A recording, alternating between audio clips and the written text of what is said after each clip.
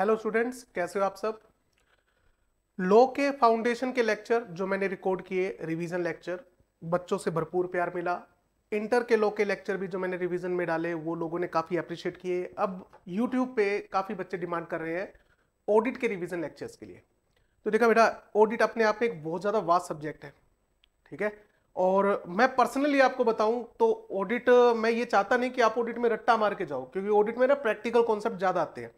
But still बच्चों ने अच्छे से ऑडिट पढ़ी भी है तो उसको एक बार रिवाइज करना जरूरी होता है। तो मेरी पूरी कोशिश रहेगी कि मैं आपको कम लेक्चर्स के अंदर ज्यादा से ज्यादा कॉन्सेप्ट को रिवाइज करवा सकूं। तो चलिए हम स्टार्ट करते हैं चैप्टर नंबर 1 से बिना टाइम गवाए। आपका चैप्टर नंबर 1 जो है ये एग्जाम के पॉइंट ऑफ व्यू से 8 मार्क्स का आता है और बहुत ही सिंपल चैप्टर में आता है। बहुत ही सिंपल चैप्टर में आता है। चैप्टर का नाम है nature, objective and scope of audit. And scope of audit, ठीक है। इस पूरे चैप्टर के मान के चलिए कि 4 या 5 क्वेश्चन ही बनते हैं और जिसमें से एग्जाम में 2 क्वेश्चन आने तय है। तो 8 से 10 नंबर का चैप्टर आता है। मैं मिनिमम 8 नंबर पकड़ के चल रहा हूं, 8 नंबर मान लेते हैं बेटा, ठीक है ना। तो सबसे पहले ऑडिट का मतलब क्या होता है। ऑडिट का मतलब क्या होता है ये आपने इंटर की लॉ में भी पढ़ा होगा, नहीं पढ़ा तो कोई बात नहीं। Audit is an independent and systematic process to examine the financial statement of an entity with a view to express an opinion over it मतलब over financial statement, whether the financial statements are free from material misstatement or not।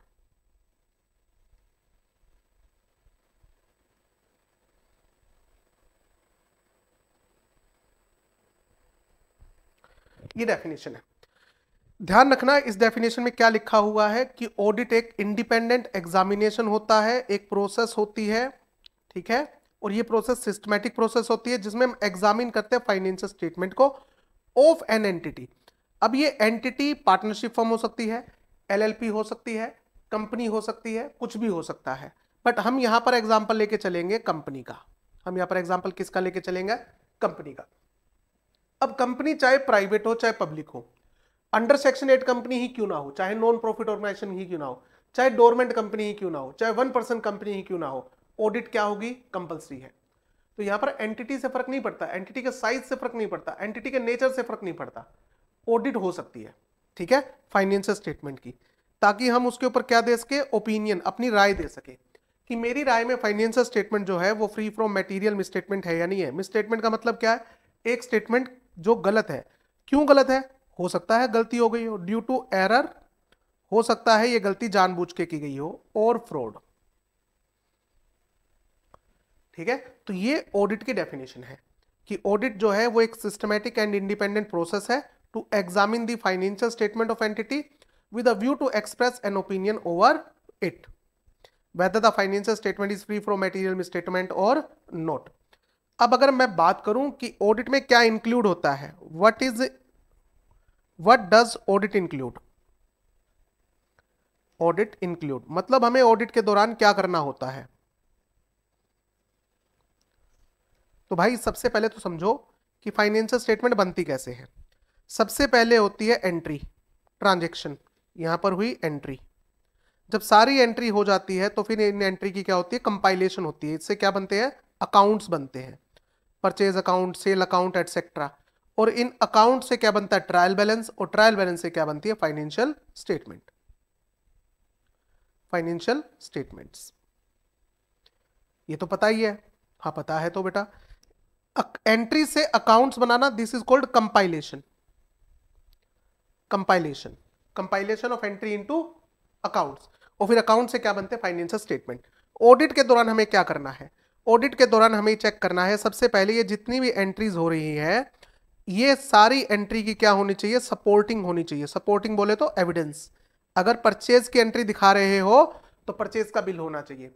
Rent paid दिखा रहे हो तो rent agreement होना चाहिए। Electricity bill paid दिखा रहे हो तो इलेक्ट्रिसिटी का बिल वहां पर लगा होना चाहिए। अच्छा, कंपाइलेशन के दौरान ध्यान रखना, नो ओमिशन, नो ओमिशन, कोई गड़बड़ नहीं होनी चाहिए। ऐसा भी नहीं होना चाहिए कि कोई ट्रांजेक्शन रह गई हो, ऐसा भी नहीं होना चाहिए कोई ट्रांजेक्शन 2 बार लिख दी हो, ऐसा भी नहीं होना चाहिए कि 5 लाख की परचेज है तो उसको 50 लाख लिख दिया हो, और ऐसा भी नहीं होना चाहिए 50 लाख की परचेज है तो उसको 5 लाख लिख दिया हो। कोई भी चूक नहीं होनी चाहिए, ओमिशन के नहीं होनी चाहिए। ठीक बात है। ध्यान रखना जो इतने भी अकाउंट्स हैं वो किसकी रेफरेंस में बने हैं? रेफरेंस, ये सब किसकी रेफरेंस में होने चाहिए? Reference of, in the reference of entries, यानी कि अकाउंट्स में सही सारी की सारी एंट्री रिकॉर्ड होनी चाहिए। ठीक बात है।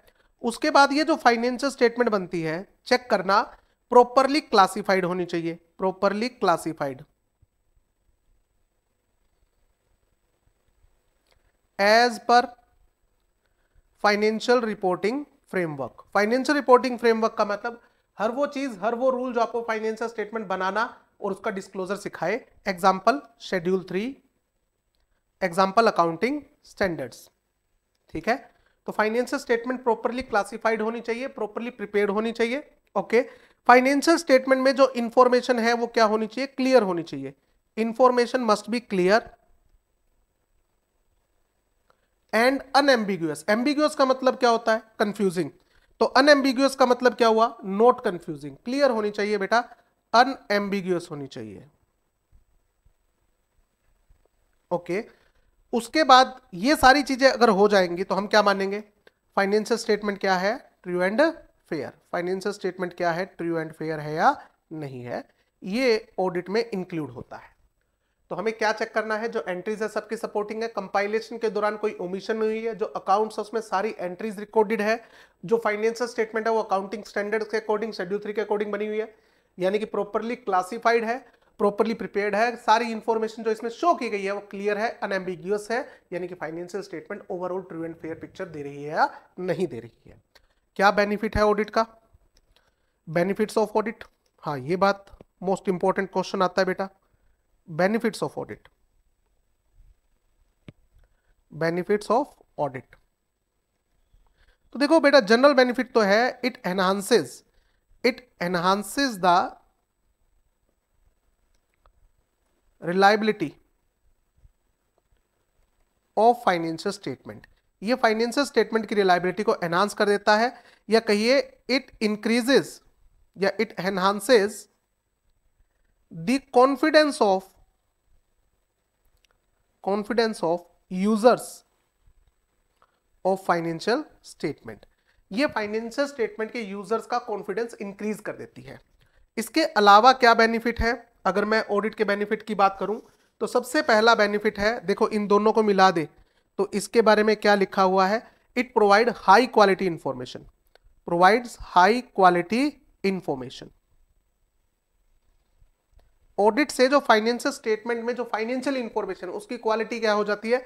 एनहांस हो जाती है, यानी कि it enhances the confidence of users, it enhances the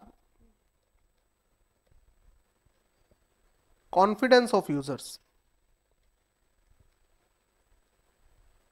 ठीक बात है, ये पहला बेनिफिट। ठीक है, सेकंड बेनिफिट जो आता है ये आता है it provides the safe guard the interest of share holders. अब शेयर होल्डर कंपनी में पैसा लगाते हैं बेटा, और ये तो अपने घर बैठे होते हैं। अब इनको नहीं पता कि कंपनी में क्या चल रहा है, कहीं कंपनी के डायरेक्टर फाइनेंशियल स्टेटमेंट में कोई गड़बड़ तो नहीं कर रहे हैं, तो ऑडिटर आके बताता है कि ये फाइनेंशियल स्टेटमेंट सही है या नहीं है। तो जो शेयर होल्डर का डर है, शेयर होल्डर का जो पैसा है उसको प्रोटेक्ट करने का एक तरीके से काम कौन करता है? ऑडिटर करता है। Moral check on employ, moral check on employees. अब एम्प्लॉइज कोई गड़बड़ कर दे, और जब एम्प्लॉइज को यह पता लगेगा कि भाई गड़बड़ मत करना, क्योंकि साल के एंड पे ऑडिटर आएगा और सारे रिकॉर्ड चेक करेगा, और ऑडिटर जो होता है एक्सपर्ट बंदा होता है, उससे कोई फ्रॉड छुपता नहीं है। तो इंप्लॉइज को पता लग गया कि बाहर से जब कोई बंदा आके ऑडिट करेगा या एक्सपर्ट ऑडिट करेगा तो हमारी गलतियां पकड़ी जाएगी, हमारा फ्रॉड पकड़ा जाएगा। तो इंप्लॉइज के ऊपर एक दबाव बन जाता है कि हम गड़बड़ ना करें, क्योंकि जो गड़बड़ करेंगे वो ऑडिटर पकड़ लेगा और ऑडिटर के बाद गड़बड़ पकड़ने के बाद हमको सजा तो मिलेगी फिर। ठीक बात है ना। तो ये मोरल चेक ऑन एम्प्लॉय होता है कि आप गड़बड़ मत करो। It is helpful, it is very helpful for government to determine the tax. Government को कैसे पता लगेगा कि जो एंटिटी है वो सही टैक्स पे कर रही है? ऑडिट करवा लो। Helpful for, it is very helpful for bank, financial institution etc. while making credit decisions। Credit decision का मतलब लोन वगैरह, कि हमें इस कंपनी को लोन देना चाहिए या नहीं देना चाहिए। पता लगा फाइनेंशियल स्टेटमेंट फेक बना रखी है, जितनी एसेट्स ये दिखा रहे इतनी है ही नहीं। हाँ हो तो सकता है सर। तो ये बड़ा हेल्पफुल रहता है ऑडिट करवाना गवर्नमेंट के लिए और बैंक के लिए। It is very helpful, it is very helpful to helpful in detection of misstatement। अगर फाइनेंशियल स्टेटमेंट में कोई मिसस्टेटमेंट है तो ऑडिटर क्या करता है? मैनेजमेंट को बताता है कि भाई यहां पर गड़बड़ है, इसको ठीक कर लो। तो कहीं भी फाइनेंशियल स्टेटमेंट में गड़बड़ होगी तो ऑडिटर बता देता है। और मिसस्टेटमेंट क्यों हो सकती है? ड्यू टू एरर और ड्यू टू फ्रॉड। तो एक तरीके से ऑडिटर किस में हेल्प कर रहा है? मिस स्टेटमेंट डिटेक्शन में हेल्प कर रहा है। दूसरा, it is very helpful in detecting deficiencies in internal control system. अगर इंटरनल कंट्रोल सिस्टम में कहीं भी वीकनेस होती है तो ऑडिटर मैनेजमेंट को बता देता है कि यहां पर आपका इंटरनल कंट्रोल सिस्टम वीक है, इसको इंप्रूव कर लो, नहीं तो कभी भी गड़बड़ हो सकती है। तो ये 7 बेनिफिट दे रखे हैं जी। ठीक है सर, आपने पहले ये 2 लाइनें क्यों लिखी थी? जब आप ऑडिट पढ़ोगे ना बेटा चैप्टर नंबर 1, तो ये जनरल बेनिफिट दे रखे 2 कि ऑडिट के फायदे क्या है। जो डिटेल में दे रखे वो 4-5 पेज आगे दे रखे हैं, तो वो मैंने डिटेल वाले 7 पॉइंट लिख दिए हैं। ये 5 नंबर के लिए एग्जाम में क्वेश्चन बहुत बार आता है बेटा, हालांकि बहुत ही सिंपल क्वेश्चन है। ये 7 बेनिफिट आपको याद करने हैं। उसके बाद हमारा क्वेश्चन आता है कि जो ये ऑडिट होती है इसका बाकी सब्जेक्ट से कोई लेना देना है? Relation of audit, relation of audit with other subject.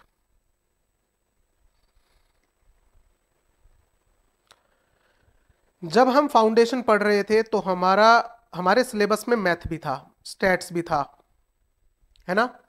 जब हम फाउंडेशन पढ़ रहे थे तो हमारे सब्जेक्ट में इकोनॉमिक्स भी था।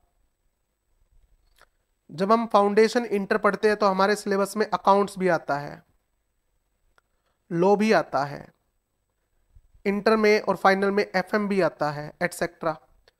तो ऑडिट का इन सब्जेक्ट से कोई लेना देना है? तो हाँ है। ऑडिट जो है मल्टी डिसिप्लिनरी सब्जेक्ट है। ऑडिट एक सब्जेक्ट नहीं है, इसमें सभी सब्जेक्ट का मिक्सचर आता है। एक बात बताओ बेटा, अगर मेरे को मैथ और स्टैट्स नहीं आता तो क्या मैं एआरपी टेक्निक अप्लाई कर पाऊंगा? अगर मुझे इकोनॉमिक्स नहीं आता तो जो इकोनॉमिक कंडीशन का इफेक्ट आता है फाइनेंशियल स्टेटमेंट पे, क्या मैं उसको गैस कर पाऊंगा? नहीं। अकाउंट्स ही नहीं आता अगर मुझे, तो फाइनेंशियल स्टेटमेंट कैसे बनती है, अकाउंटिंग स्टैंडर्ड कैसे फॉलो होते हैं, अकाउंटिंग स्टैंडर्ड के अकॉर्डिंग क्या डिस्क्लोजर होना चाहिए, क्या मैं ये चेक कर पाऊंगा? नहीं। अगर मुझे लॉ ही नहीं आता तो मैं कंप्लायंस ऑफ लॉ कैसे चेक करूंगा? अगर मुझे कंपनी लॉ ही नहीं आता तो मुझे कैसे पता लगेगा फाइनेंशियल स्टेटमेंट शेड्यूल 3 के अकॉर्डिंग बनी हुई है? मुझे कैसे पता लगेगा कि यहां पर बोर्ड रिजोल्यूशन पास होना चाहिए, यहां पर एसआर पास होना चाहिए, ओआर? ठीक है। फाइनेंशियल मैनेजमेंट की टेक्निक भी मुझे आनी चाहिए, ये भी एआरपी में हेल्प करती है। तो ये मल्टी डिसिप्लिनरी सब्जेक्ट है ऑडिट, इनका बाकी सब्जेक्ट से लेना देना होता है, तो हमें सभी सब्जेक्ट की नॉलेज होनी चाहिए। ठीक बात है, ये इतना इंपॉर्टेंट टॉपिक भी नहीं था। हाँ, अब आता है टॉपिक आपका important, what is the object of auditor? What is the object of auditor या ऑडिट? जब भी ये टॉपिक आएगा तो हमें कौन से एसए की रेफरेंस देनी है? एसए 200 की। एसए 200 किस चीज का है? Basic principles governing the audit, basic principles governing the audit and overall objective. And overall objective of audit.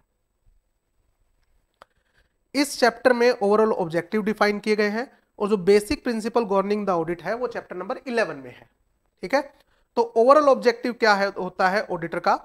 Overall objective number 1, to obtain reasonable assurance over financial statement whether the financial statements are free from material misstatement or not।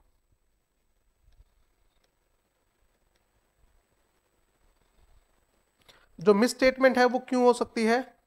Due two error और due to fraud. ठीक है, and जो opinion है वो दिमाग में होती है। जो ओपिनियन होती है वो क्या होती है? दिमाग में होती है। एश्योरेंस होती है दिमाग में होती है। आपको उसको किस में कन्वर्ट करना है? रिपोर्ट। आपको रिपोर्ट बनाकर किसको देनी है? शेयर होल्डर को देनी है। तो दो आपके काम है, ऐसे 200 कहता है दो काम है। फॉर्म द ओपिनियन और financial statement whether the financial statement is free from material misstatement और नॉट, और फिर उसको रिपोर्ट करना। ठीक है, रिपोर्ट कैसे करनी है ये चैप्टर नंबर 8 में आएगा। हाँ, ओपिनियन, यहां पर रीजनेबल अश्योरेंस का मतलब क्या है? ओपिनियन फॉर्म करना, ओपिनियन ओवर फाइनेंशियल स्टेटमेंट। कई बार ओपिनियन लिखा होगा, कई बार कंक्लूजन लिखा होगा, बात एक ही है। ठीक बात है सर। उसके बाद में आता है स्कोप ऑफ ऑडिट। हाँ, ये एक मोस्ट इंपॉर्टेंट क्वेश्चन है, स्कोप ऑफ ऑडिट। इसमें भी फ्रीक्वेंटली क्वेश्चन आते हैं। मोस्ट इंपॉर्टेंट टॉपिक, 5 नंबर का क्वेश्चन है ये भी। ऑडिट के स्कोप में क्या आता है? तो मैं इसको दो हिस्सों में बांट देता हूं, what is included and what is excluded.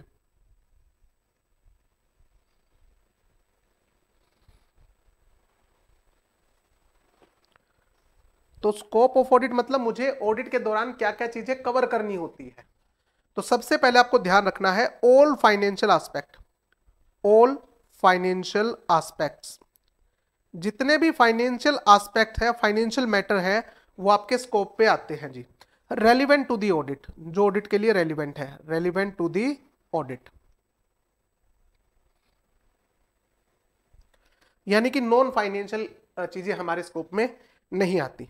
ठीक है, एक्सक्लूड, ध्यान रखना, don't go outside the scope, don't go outside the scope. Example, मतलब इसका मतलब कहने का मतलब क्या है?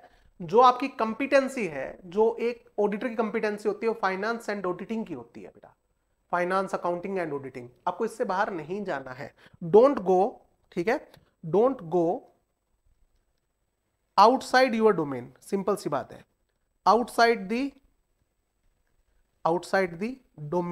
Domain of expertise. और हमारा डोमेन क्या है, हमारा एरिया क्या है? फाइनेंशियल। यहां पर क्या बताया? Financial aspect. इन शॉर्ट, हमें किससे बाहर नहीं जाना, हमें कहां नहीं जाना, यानी कि हमें नॉन फाइनेंशियल एस्पेक्ट को कवर नहीं करना है। नॉन फाइनेंशियल एस्पेक्ट्स कवर नहीं करने हैं जी। एग्जाम्पल, कोई मशीन जो है, मशीन की लाइफ कितनी बची हुई है, ये हमारे स्कोप में नहीं आता। एक सिविल स्ट्रक्चर खड़ा है, बिल्डिंग है, बिल्डिंग की लाइफ कितनी है, इसकी लाइफ कितनी है, ये हमारे स्कोप में नहीं आता बेटा, ये इंजीनियर के स्कोप में आता है। एक मशीन प्रॉपरली वर्क कर रही है नहीं कर रही है, वो कितने साल और चल जाएगी नहीं पता, हम नहीं बता सकते, इंजीनियर बता सकता, मैकेनिकल इंजीनियर बता सकता है। एक बिल्डिंग जो है वो कितने साल तक स्टैंड कर सकती है, उसकी सिविल लाइफ कितने साल की, 20 साल की, 30 साल की, हम नहीं बता सकते। कौन बता सकता है? सिविल इंजीनियर बता सकता है। तो हमें अपने स्कोप से बाहर नहीं जाना है। ठीक बात है सर। सेकेंड एरिया जो आता है कि हमें क्या चीज, हमारे ऑडिट में क्या चीज आती है? इंश्योर करना, कंफर्म करना, इंश्योर रिकॉर्ड्स, जो रिकॉर्ड्स हैं एंड जो डॉक्यूमेंट या डेटा मेरे सामने रखा गया है, records and data are reliable.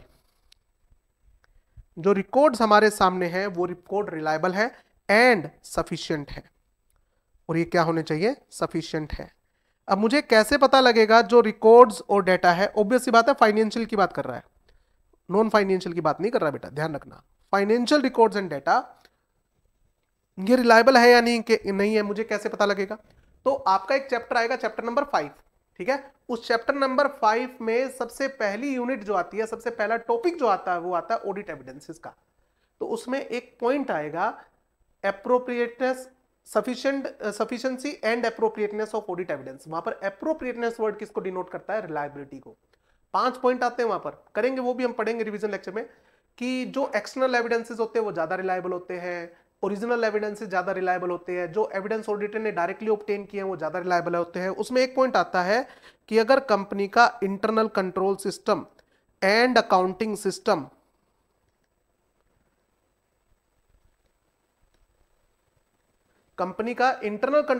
और अकाउंटिंग सिस्टम रिलायबल है, तो जो इंटरनल रिकॉर्ड्स होते हैं वो क्या होते हैं? रिलायबल माने जाते हैं। तो आपको क्या करना है, इन सिंपल वर्ड, मुझे इंटरनल कंट्रोल सिस्टम और अकाउंटिंग सिस्टम को क्या करना होता है? रिव्यू करना होता है। हमें इसको क्या करना होता है? रिव्यू करना होता है। आगे कैसे आएगा? ऐसे 315 रिस्क असेसमेंट का। तो उसमें हम क्या करते हैं? क्लाइंट के बिजनेस की नॉलेज लेते हैं, including its environment and internal control system and accounting system.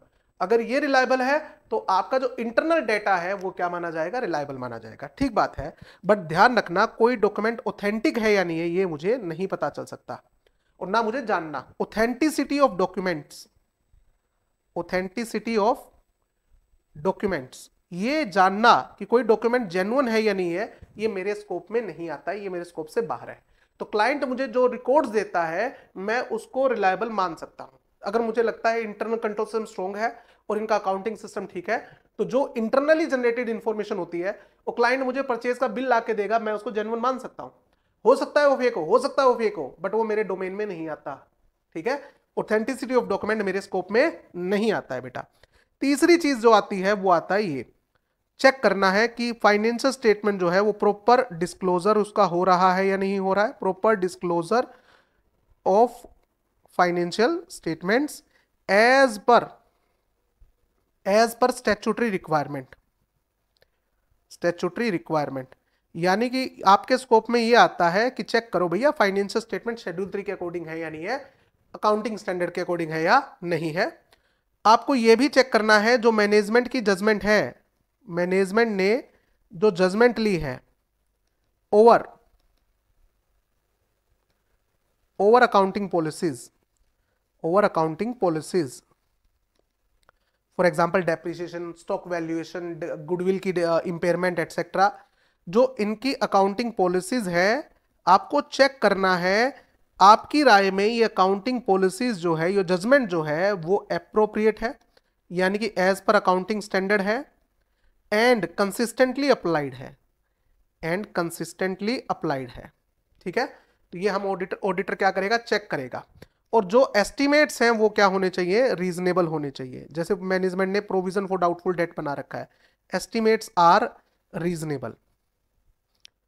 तो ऑडिटर ये चेक करेगा कि फाइनेंशियल स्टेटमेंट में प्रॉपर डिस्क्लोजर होने चाहिए, मैनेजमेंट ने जो जजमेंट ली है अकाउंटिंग पॉलिसीज के बारे में वो कंसिस्टेंट होनी चाहिए, एप्रोप्रिएट होनी चाहिए, और जो मैनेजमेंट ने एस्टिमेट बना रखे फाइनेंशियल स्टेटमेंट में वो क्या होने चाहिए? वो रीजनेबल होने चाहिए। ये मेरे स्कोप में आता है। बट ध्यान रखना मैं ऑडिट करने आया हूं, मैं इन्वेस्टिगेशन करने नहीं आया। तो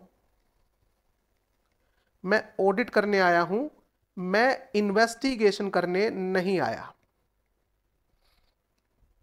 हम ऑडिट करने आए, इन्वेस्टिगेशन करने नहीं आए, दोनों में फर्क है, बिल्कुल फर्क है। ऑडिट में हम क्या करते हैं? ऑडिट जो होती है वो जनरल एग्जामिनेशन होता है, general examination of financial statement, और हर साल होता है, एवरी ईयर। कौन करेगा?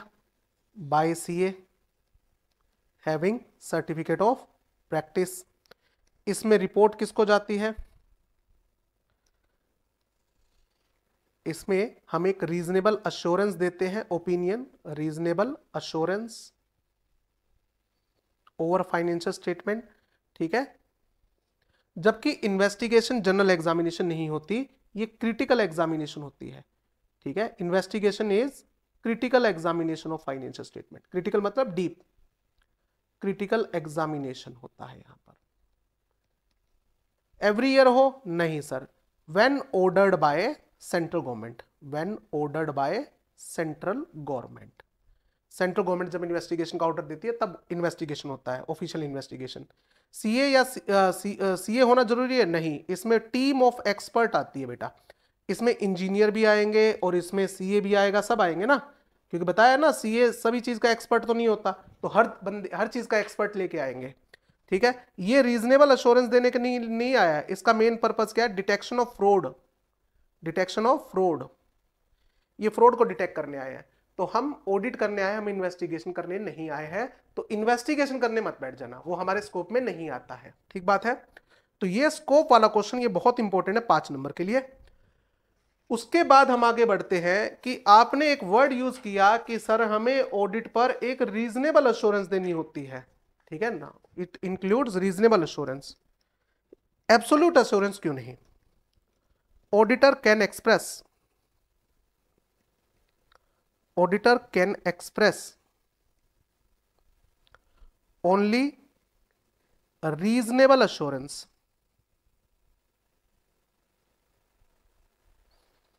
but cannot express absolute assurance।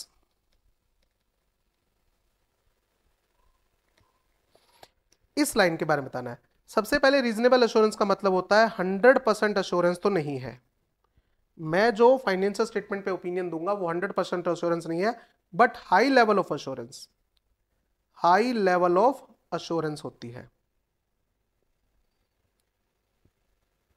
Not 100% but near to 100%। Absolute assurance का मतलब होता है 100% अश्योरेंस, जो कि कभी नहीं दी जा सकती। ऑडिटर सिर्फ क्या दे सकता है? हाई लेवल ऑफ अश्योरेंस दे सकता है, फुल अश्योरेंस कभी नहीं हो सकती, 100% अश्योरेंस नहीं हो सकती। इसकी वजह क्या है? ड्यू टू,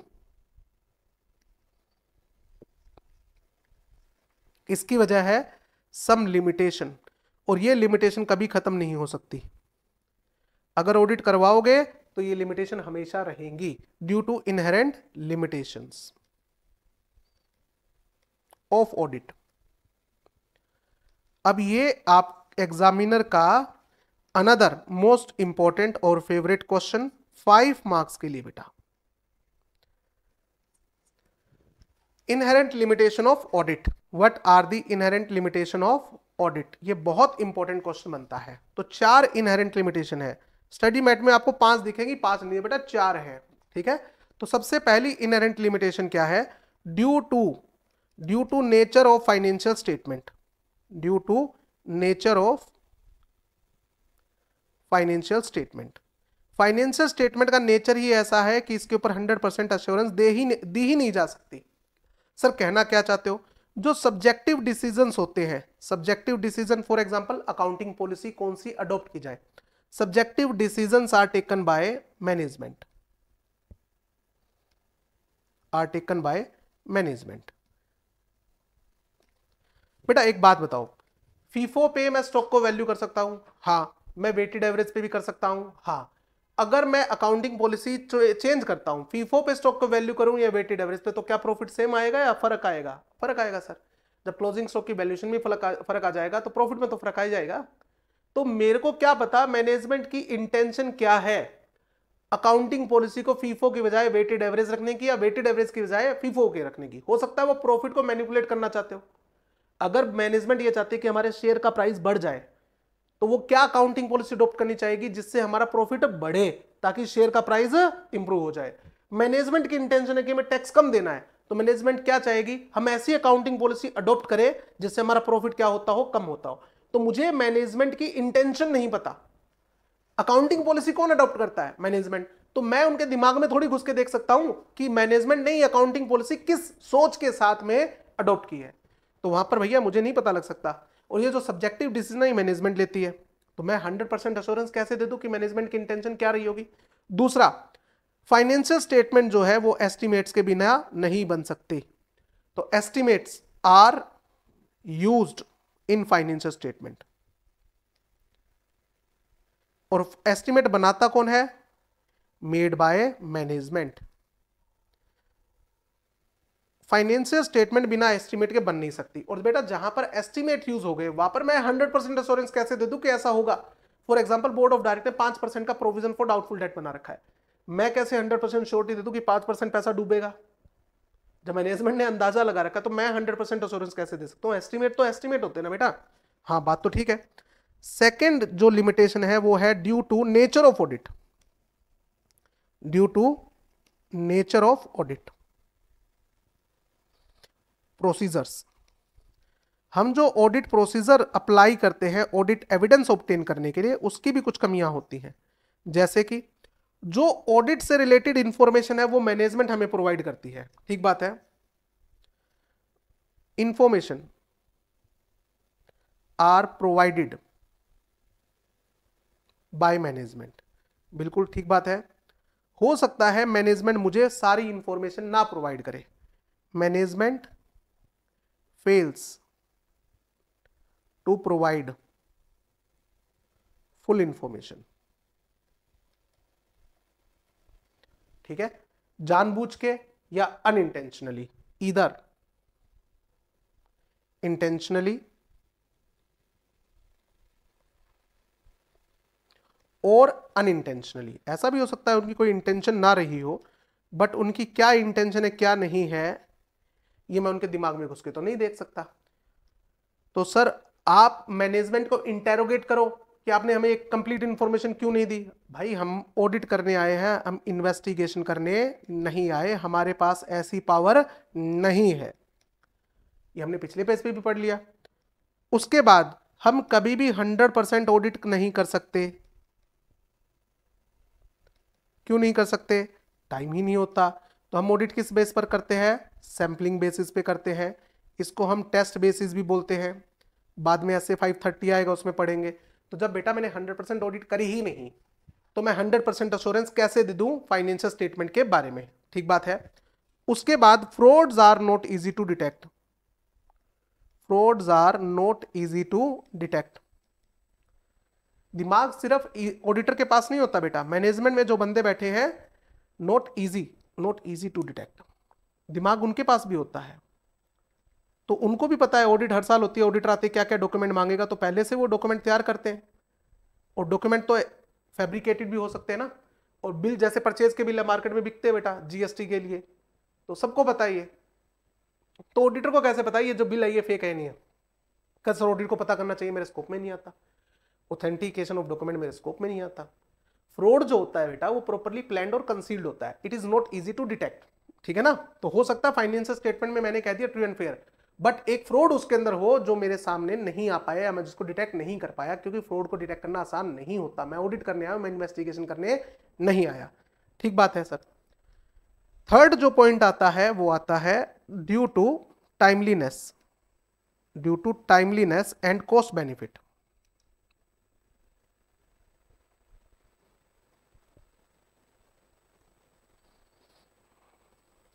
सर आपने ऊपर वाले पॉइंट में कहा कि 100% ऑडिट नहीं हो सकती, बिल्कुल नहीं हो सकती। क्यों नहीं हो सकती?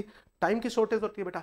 हमें ऑडिट रिपोर्ट बनाने के लिए 1 से 1.5 महीने का टाइम मिलता है, ठीक है। और फाइनेंशियल स्टेटमेंट पूरे साल की, तो कितनी सारी ट्रांजेक्शन हो गई है ना। तो हमारी 4 बंदों की टीम जाएगी जिसमें आर्टिकल्स आते हैं।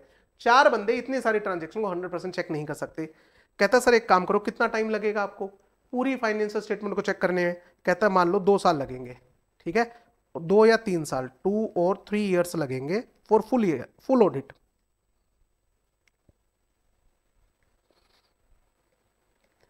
यानी कि ये जो फाइनेंशियल स्टेटमेंट मेरे सामने है, यूजर कह रहा है ये जो फाइनेंशियल स्टेटमेंट जो मेरे सामने है जिसके बेस पर मुझे डिसीजन लेना है। अब ये यूजर शेयर होल्डर हो सकता है, इन्वेस्टर हो सकता है, गवर्नमेंट हो सकती है, बैंक हो सकता है। ये यूजर कहता है जो फाइनेंशियल स्टेटमेंट मेरे सामने रखी गई है, मुझे ये जानना है कि ये जो फाइनेंशियल स्टेटमेंट जो है ये ट्रू एंड फेयर है या नहीं है। हाँ, ये मुझे आज जानना है, ठीक है। और ऑडिट रिपोर्ट कब आएगी इसके बारे में? 2 या 3 साल बाद आएगी। 2 या 3 साल बाद, और मुझे ये जानना है ट्रू एंड फेयर है या नहीं है। तो क्या यूजर के लिए इस रिपोर्ट की कोई वैल्यू रहेगी?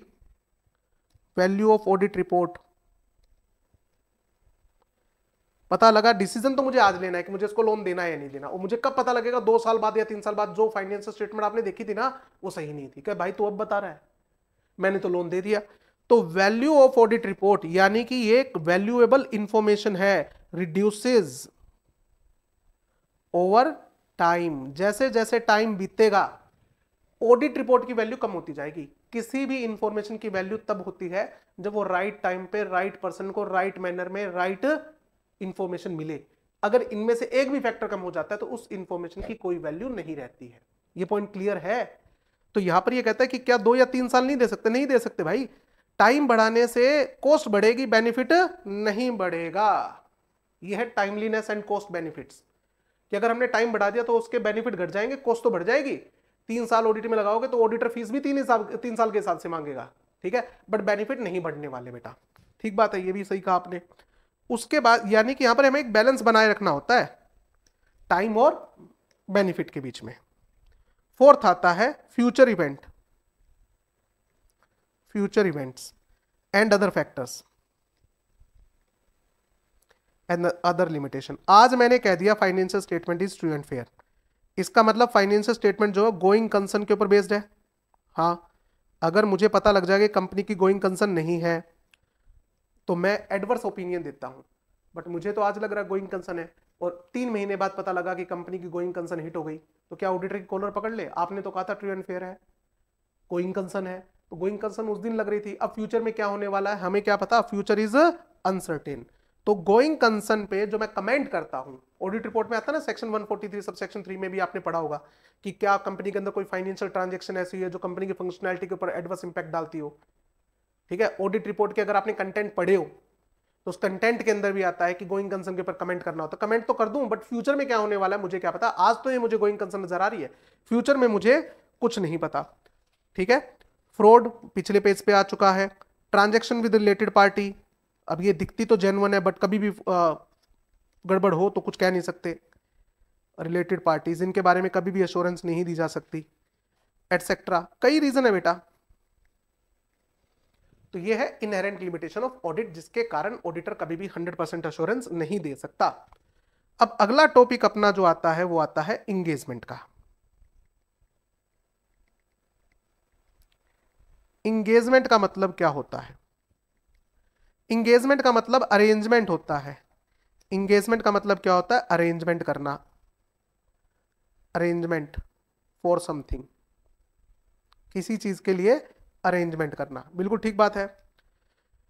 यहां पर इंगेजमेंट का मतलब एग्रीमेंट भी होता है या इंगेजमेंट लेटर भी है।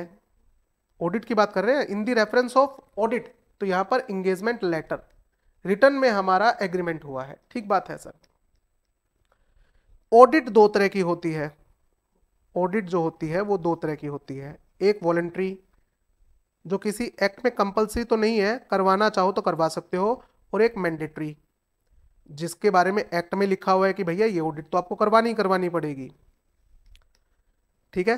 अश्योरेंस इंगेजमेंट का मतलब क्या हुआ? अश्योरेंस इंगेजमेंट, हाँ ये थोड़ा टॉपिक ठीक है 5 मार्क्स के लिए। अश्योरेंस इंगेजमेंट का मतलब क्या होता है? इंगेजमेंट का मतलब क्लियर है ना, अभी बताया, एग्रीमेंट, ठीक है, engagement letter, arrangement for doing something. Assurance engagement का मतलब क्या है? In which a practitioner, in which a practitioner, okay, expresses an opinion या कंक्लूजन, जिसमें ऑडिटर प्रैक्टिशनर जो है वो अपना कंक्लूजन डिजाइन करता है। डिजाइंड, क्यों बनाया गया है कंक्लूजन? डिजाइंड, बताओ, पढ़ा था ना benefit, to enhance the confidence, to enhance the confidence of users. ये यूजर्स कौन है? अदर देन, ये यूजर्स कौन है? Other than a responsible parties, okay. About, assurance किस बारे में है? ये ओपिनियन किस बारे में है? अबाउट द आउटकम, कि जो आउटकम आ रहा है, जो रिजल्ट आ रहा है बैलेंस शीट का, P&L का, सब्जेक्ट मैटर, उसके ऊपर ऑडिटर कंक्लूजन दे रहा है against a criteria, against a criteria. ठीक है, ये तो इंगेजमेंट की डेफिनेशन होगी, ऑडिट इंगेजमेंट की, जिसमें एक प्रैक्टिशनर क्या करता है, एक ओपिनियन फॉर्म करता है। वो ओपिनियन किस लिए बनाई गई है, ताकि यूजर का कॉन्फिडेंस मैं बढ़ा सकूं, एनहांस कर सकूं। यूजर फाइनेंशियल स्टेटमेंट के इन्वेस्टर होते हैं, शेयर होल्डर होते हैं, गवर्नमेंट होती है, बैंक होते हैं, इंप्लॉइज होते हैं, मैनेजमेंट भी होती है। बट यहां पर क्या लिखा हुआ, अदर देन रिस्पॉन्सिबल पार्टी, मतलब मैनेजमेंट को छोड़ के, क्योंकि मैनेजमेंट का काम है वो फाइनेंशियल स्टेटमेंट बनाना। ठीक है ना, तो मैं किस यूजर के लिए काम कर रहा हूं, अदर देन मैनेजमेंट, बैंकर के लिए, इंप्लॉइज के लिए, इन्वेस्टर के लिए, शेयर होल्डर के लिए, उनको भरोसा दिलाना।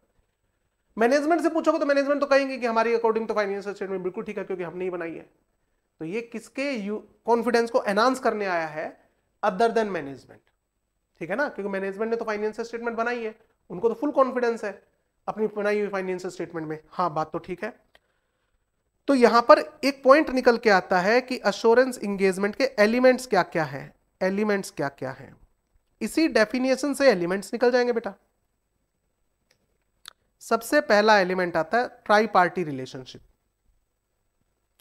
यानी कि अगर मैं अश्योरेंस इंगेजमेंट की बात करता हूं तो इसमें 3 पार्टीज होती हैं।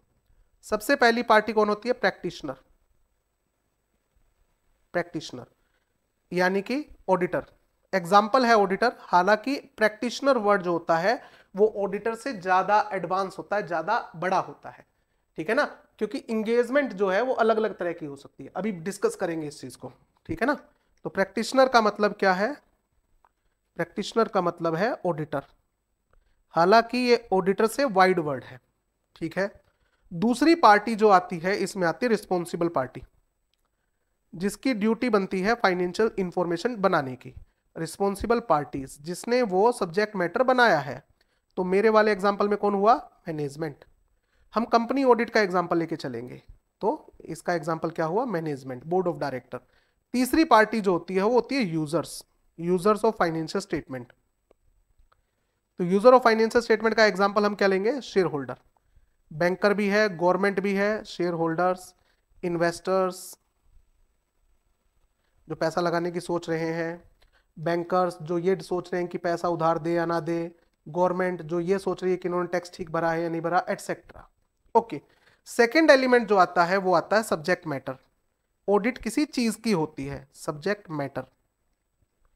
तो हमारे वाले एग्जाम्पल में जो हम कंपनी ऑडिट का एग्जाम्पल लेके चल रहे हैं, तो हमारे वाले में सब्जेक्ट मैटर क्या है, फाइनेंशियल स्टेटमेंट्स।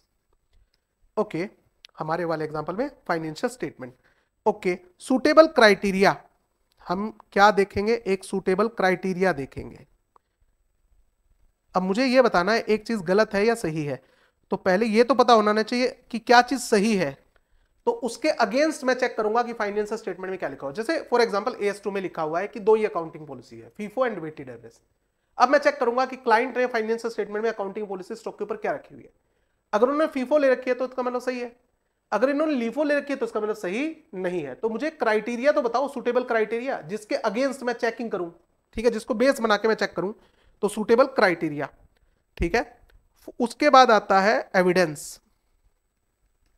हम जो ओपिनियन देते हैं उसके लिए हमारे पास क्या होना चाहिए, sufficient and appropriate audit evidence होने चाहिए। ठीक है, obtained by practitioner, obtained by practitioner.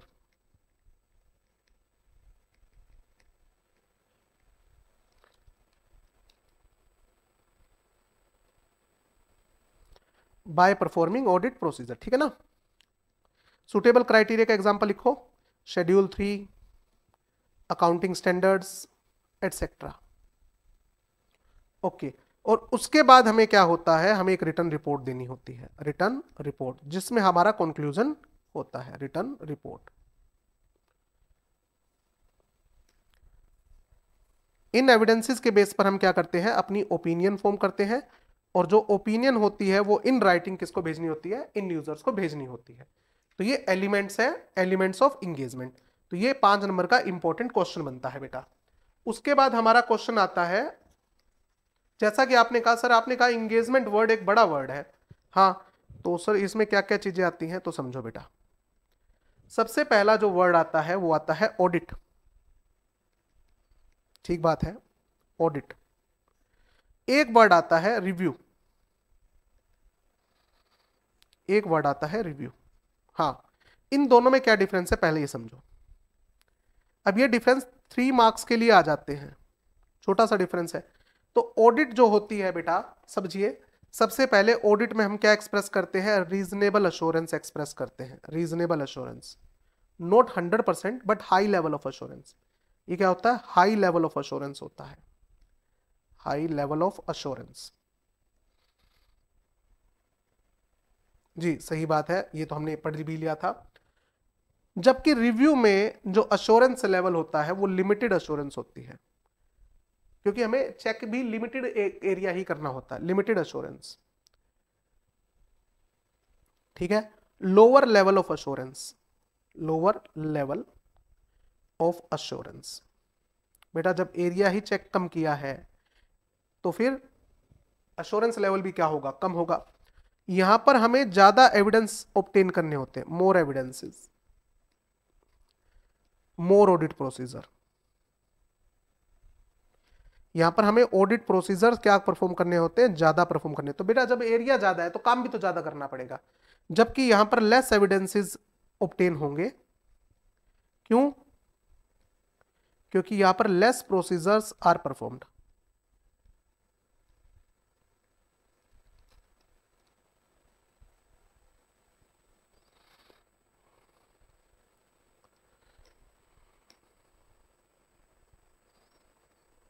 Ji, review का एग्जांपल क्या है, जो लिस्टेड कंपनीज होती है, जितनी भी लिस्टेड कंपनीज है उसकी क्वार्टरली फाइनेंशियल स्टेटमेंट बनती है, क्वार्टरली फाइनेंशियल स्टेटमेंट बनती है बेटा। और इन क्वार्टरली फाइनेंशियल स्टेटमेंट की ऑडिट होती है, बट बेटा ऑडिट है ना, फुल ईयर की फाइनेंशियल स्टेटमेंट के लिए वर्ड ज्यादा यूज होता है, ठीक है। इसलिए यहां पर इसको ऑडिट ना बोल के क्या कहते हैं हम, LR, limited review word use करते हैं, लिमिटेड रिव्यू। ऑडिट होती है फुल ईयर्स की, फुल ईयर की। तो देखो, अगर मैंने कम एरिया चेक किया है तो कम एविडेंस आएंगे, कम एविडेंस आएंगे तो लेवल ऑफ एश्योरेंस भी क्या रहेगा, लो रहेगा, इसी को लिमिटेड एश्योरेंस बोलते हैं। अगर मैंने बड़ा एरिया चेक करा है तो मैंने ज्यादा प्रोसीजर परफॉर्म किए होंगे, ज्यादा एविडेंस लिए होंगे, और ज्यादा एविडेंस है तो मेरा एश्योरेंस लेवल भी क्या होगा, हाई होगा, यानी कि मेरी एश्योरेंस रीजनेबल एश्योरेंस होगी। 100% तो नहीं हो सकती, रीजनेबल एश्योरेंस होगी। इसके बाद इंगेजमेंट को समझाने के लिए कि ऑडिटर से बड़ा वर्ड कैसे है ये समझो आप। दो तरह की फाइनेंशियल स्टेटमेंट होती है बेटा, एक होती है historical financial statement, historical financial statement, एक होती है प्रोस्पेक्टिव, या इसको हम प्रोजेक्टेड भी बोल देते हैं, प्रोजेक्टेड फाइनेंशियल स्टेटमेंट। मैं एक बैंक में लोन लेने चला जाता हूं, मेरी कंपनी बैंक में लोन लेने जाती है और मैं बैंक को कहता हूं मुझे 10 साल के लिए लोन चाहिए। बैंक कहता क्या करना चाहते हो, कि हम एक नया प्रोडक्ट लॉन्च करना चाहते हैं। बैंक कहते हैं कि यार एक प्रोजेक्ट रिपोर्ट बना के लेके आओ। मैं कहता हूं प्रोजेक्ट रिपोर्ट में क्या है, हमारा पैसा 10 साल तक सेफ रहेगा या नहीं रहेगा ये दिखाओ तो सही। यानी कि 10 साल में आप इन पैसे को कहां यूज करना चाहते हो, कौन सी मशीन यूज करोगे, ठीक है, क्या मशीन खरीदोगे, कितना प्रोडक्शन करोगे, उसमें से कितना माल बिक जाएगा, कितनी कलेक्शन हो जाएगी, कितना टैक्स भरना पड़ेगा, कितना नेट प्रॉफिट बचेगा, उसमें से हम ये देखेंगे भाई तुम्हारी कंपनी को पैसा देना सही है नहीं है। तो यहां पर प्रोजेक्ट रिपोर्ट बनानी पड़ती है। हिस्टोरिकल फाइनेंशियल स्टेटमेंट क्या होती है समझिए बेटा, तो ये क्या एक्सप्रेस करती है, एक्सप्रेसेस इवेंट्स। इसमें वो इवेंट्स होती है, वो ट्रांजैक्शन होती है जो हो चुकी है, अकर्ड इन पास्ट।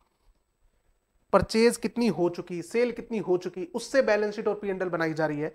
जबकि प्रोजेक्टेड फाइनेंशियल स्टेटमेंट क्या होती है, based on assumption, based on assumption होती है।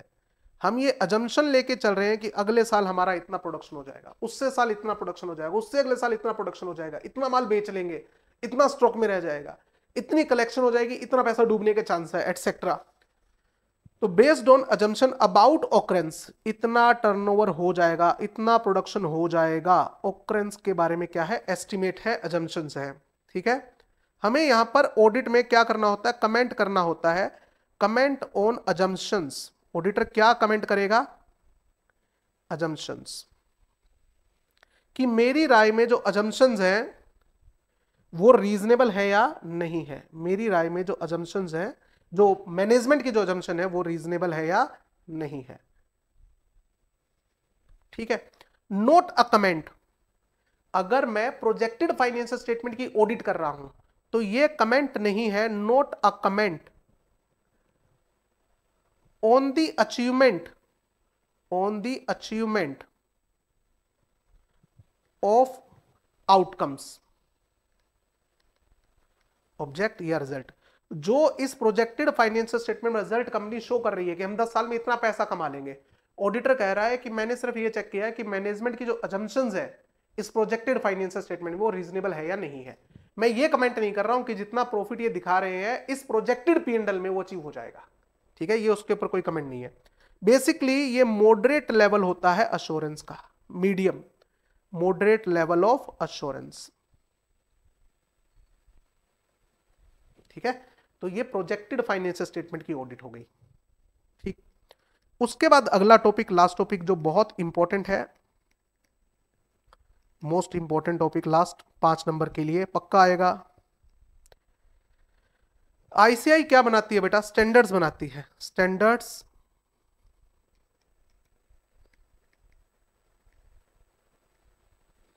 Issued by ICI. ठीक है, सबसे पहले ये क्वेश्चन की ये स्टैंडर्ड्स कितने तरह के होते हैं, फिर ये स्टैंडर्ड्स क्यों बनाए जाते हैं इसकी बात करेंगे। ठीक है, तो सबसे पहले स्टैंडर्ड कौन से होते हैं? SAs. SA standard for audit. ये किसके लिए होती है? ये स्टैंडर्ड्स किसके लिए है? फॉर ऑडिट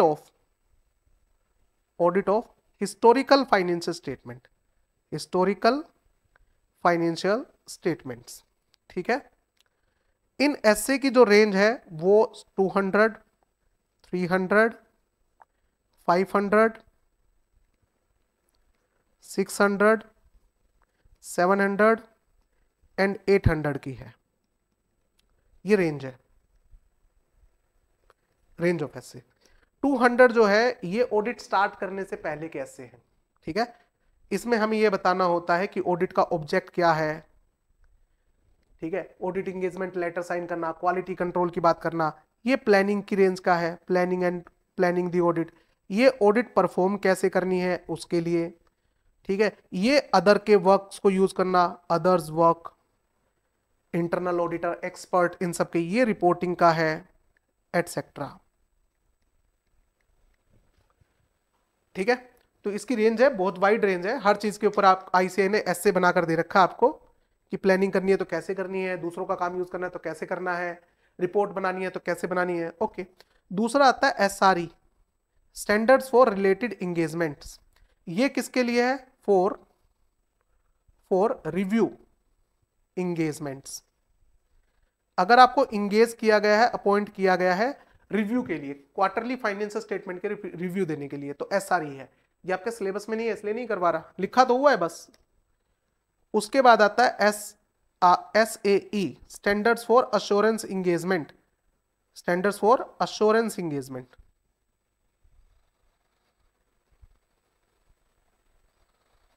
तो सर ये आ तो गया, ये भी तो अश्योरेंस इंगेजमेंट है, फुल अश्योरेंस इंगेजमेंट, ये लिमिटेड अश्योरेंस इंगेजमेंट। हाँ, other than audit and review of historical financial statement. तो बेटा क्या बचा बताओ? That is audit of projected financial statement या prospective financial information.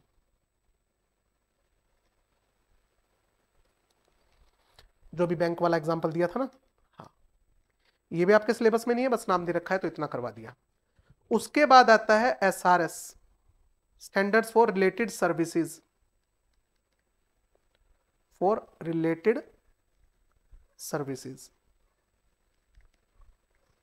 Related services में जैसे एग्जांपल आ गया compilation, compilation of financial statement, audit of particular item, जैसे किसी को डेटर की ऑडिट करवानी है कि हमारे डेटर सही है या नहीं है, हाँ तो कर देंगे, क्या दिक्कत है। ऑडिट ऑफ स्पेसिफिक आइटम्स और सेगमेंट एटसेट्रा। तो ये सारा सा स्टैंडर्ड्स फॉर रिलेटेड सर्विसेज। एक स्टैंडर्ड आता है SQC, standards for quality control, हालांकि एक ही स्टैंडर्ड इश्यू हुआ है इसमें, ठीक है। ओके, ये क्या करता है, ये गाइडेंस है। ये किसके लिए है, ये गाइडेंस है फर्म के लिए, गाइडेंस टू दी फर्म, जो ऑडिट फर्म है बेसिकली, किसके लिए, ओवर द रिस्पॉन्सिबिलिटी, कि आपको रिस्पॉन्सिबिलिटी समझनी चाहिए, over the responsibility of quality. जो भी आप प्रोफेशनल सर्विस दोगे, whether it is historical financial statement audit, review audit, other than audit and review, engagement etcetera, कुछ भी हो, जो भी प्रोफेशनल सर्विस दोगे आप, उसमें क्या होनी चाहिए, क्वालिटी होनी चाहिए। आपको उस क्वालिटी को कंट्रोल करना है, ठीक है। तो ये ध्यान रखना है, ये एसक्यूसी में आएगा, ठीक है। एप्रोप्रिएट रिपोर्टिंग कैसे करनी है आपको चेक करना है। जो प्रोफेशनल सर्विसेज आप दे रहे हो, फॉर प्रोफेशनल सर्विसेज, जो भी प्रोफेशनल सर्विस आप दे रहे हो एज पर लॉ होनी चाहिए, एज पर स्टैंडर्ड होनी चाहिए, ठीक बात है, एटसेट्रा। अब बात उठती है कि ये स्टैंडर्ड्स बनाए क्यों गए हैं, व्हाई स्टैंडर्ड्स आर मेड, क्या जरूरत पड़ गई। हाँ, ये एक इंपॉर्टेंट क्वेश्चन है कि स्टैंडर्ड्स की जरूरत क्या पड़ गई। तो सबसे पहली रिक्वायरमेंट है carrying out audit, to carry out audit, carry out audit की जगह हम प्रोफेशनल सर्विस लिख देते हैं या engagement service, carry out engagement services as per global benchmarks. हमारी जो सर्विसेज हो वो इंटरनेशनल लेवल की हो, नेशनल लेवल की ना हो, इंटरनेशनल लेवल की, ठीक है। स्टैंडर्ड से बेटा क्वालिटी इंप्रूव होती है, इंप्रूव द क्वालिटी, ठीक है। इससे हमारी ओपिनियन और रिलायबल हो जाती है, मोर रिलायबिलिटी या मोर रिलायबल ओपिनियन। अगर हमारी क्वालिटी इंप्रूव होगी तो हमारी ओपिनियन क्या होगी, और इंप्रूव होगी। ये प्रमोट करता है यूनिफॉर्मिटी, इट प्रमोट्स यूनिफॉर्मिटी, यानी कि हर सीए का देखो काम करने का तरीका अलग अलग होता है। कहता नहीं भैया अलग अलग नहीं, सबको एक ही तरीके से काम करना है, जो आईसीएआई ने स्टैंडर्ड बना दिया उसी को फॉलो करना है। Promote uniformity, okay. It promotes, also promotes the skills, ये आपके स्किल को इंप्रूवमेंट करता है। देखो बताओ आपका ऑब्जेक्ट क्या होना चाहिए, आपको प्लान कैसे करना चाहिए, ऑडिट कैसे परफॉर्म करनी चाहिए, दूसरों का काम कैसे यूज करना चाहिए, रिपोर्टिंग कैसे करनी चाहिए, ये सब चीजें आपके स्किल को और आपकी नॉलेज को क्या करती है, प्रमोट करती है, एटसेट्रा। जो स्टैंडर्ड्स है उनको फॉलो करना किसकी जिम्मेदारी है, it is the duty of professional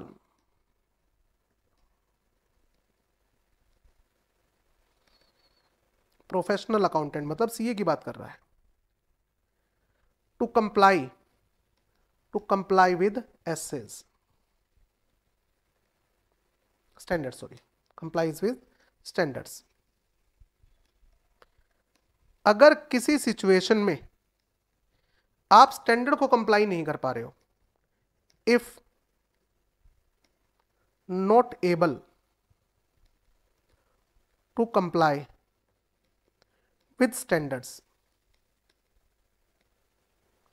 तो फिर आपको क्या करना चाहिए, सबसे पहले तो आपको यह बताना पड़ेगा रीजन क्या है, क्या सिचुएशन रही है जिसमें आपने स्टैंडर्ड को फॉलो नहीं किया। यानी कि जब तक आपके पास रीजन ना हो ना बेटा, आप स्टैंडर्ड से डिपार्ट नहीं कर सकते, ध्यान रखना।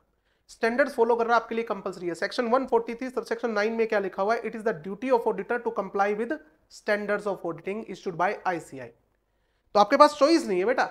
हाँ, अगर आपने स्टैंडर्ड फॉलो नहीं किया तो उसका रीजन बताओ क्यों नहीं फॉलो किया, इसको कम्युनिकेट जरूर करना पड़ेगा आईसीआई को, कम्युनिकेट कि आपने क्यों फॉलो नहीं किया, और इसके अलावा फिर आपने क्या ऑल्टरनेट परफॉर्म किए, परफॉर्म्ड ऑल्टरनेट्स, आपने फिर क्या किया।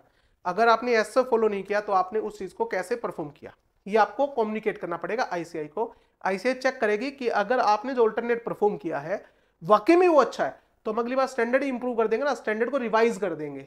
अगर पता लगा आपके पास कोई जस्टिफाइड रीजन नहीं है और जो आपने ऑल्टरनेट प्रोसीजर परफॉर्म किया वो सही नहीं है, तो बेटा आपके ऊपर एक्शन हो जाएगा। तो ध्यान रखना, ऐसे फॉलो करना कंपलसरी है आपके लिए। किसी वजह से अगर आप फॉलो नहीं कर पा रहे हो, आपको वो वजह बतानी पड़ेगी। अगर आपकी वजह जस्टिफाइड है तो आपको माफ किया जा सकता है, अगर अदरवाइज आपको पनिश किया जाएगा। तो ऐसे फॉलो करना आपके लिए कंपलसरी है। इसी के साथ चैप्टर नंबर 1 अपना खत्म। अब हम बढ़ते हैं चैप्टर नंबर 2 की तरफ।